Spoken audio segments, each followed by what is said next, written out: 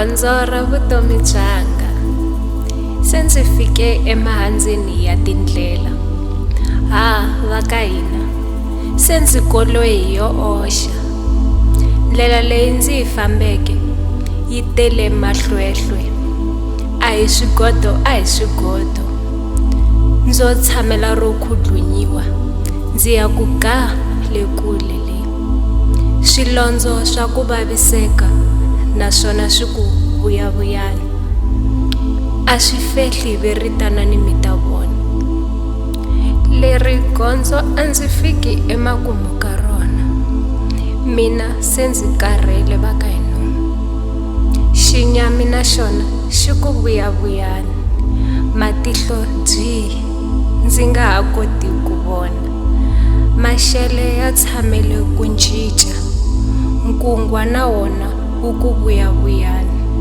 Mavoko ya ku khe ndzi tsandzeka ku khoma. Ndzi suka ekule na gondzo leri. Hambileswi swi nga oloveki.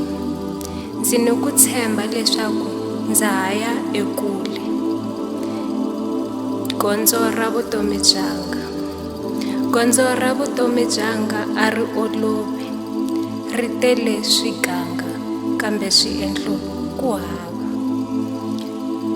Ndzi fa ndzi lahlekela hi ndlela.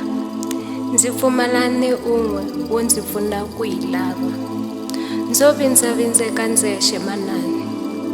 Ndzi hlangana ni makhumbi ya ku leha.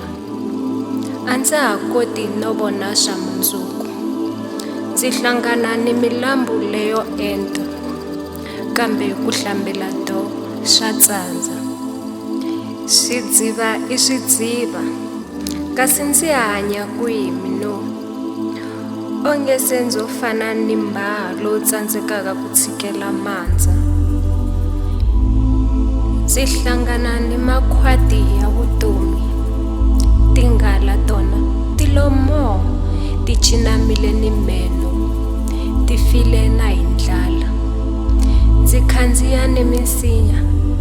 Ndzi nga tivi ndzi ya chika rini.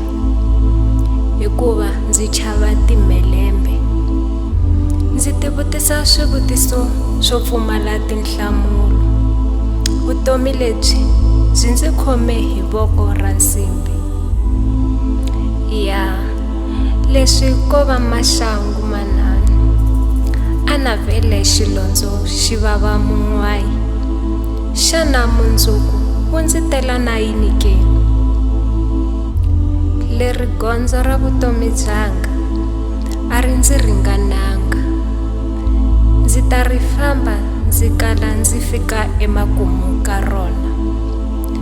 Vatsonga veri lexi nga heriki xa hlola.